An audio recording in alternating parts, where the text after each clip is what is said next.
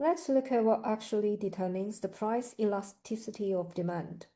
A very easy way to remember this is the acronym SPLAT. First, S stands for substitutes. The more substitutes a product has, the more price elastic its demand tends to be. This is because consumers can easily switch if price rises. A real-world example is breakfast cereals. If the price of Kellogg's cornflakes increases, shoppers can immediately switch to Nestle, Quaker, or supermarket-owned brands. Because so many substitutes exist, demand is relatively price elastic. On the other hand, some medicines have very few substitutes. For example, insulin for diabetics has no real replacements, so demand for insulin is highly price inelastic. Next, P is the proportion of income spent on the good. If a product takes up a large proportion of consumers' income, demand tends to be more price elastic because people will think more carefully before buying. For example, airline tickets usually have relatively price elastic demands. If the price of a holiday flight increases significantly, many consumers will postpone the trip or search for alternative destinations or airlines.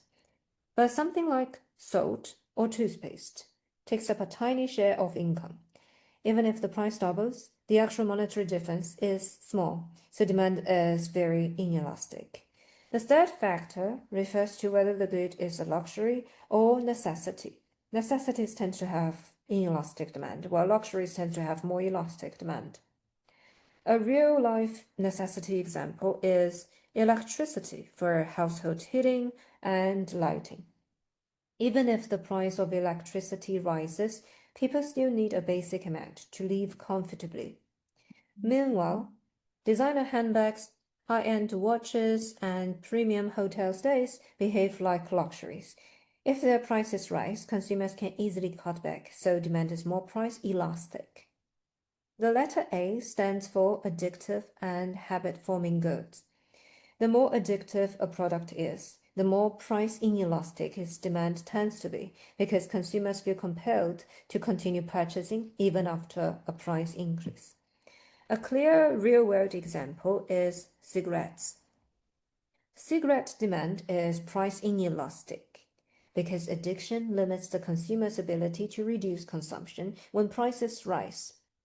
Similarly, products like coffee for heavy coffee drinkers or mobile data for teenagers can have price inelastic demand because of habitual usage.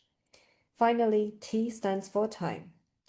Demand tends to be more price inelastic in the short run, but more price inelastic in the long run.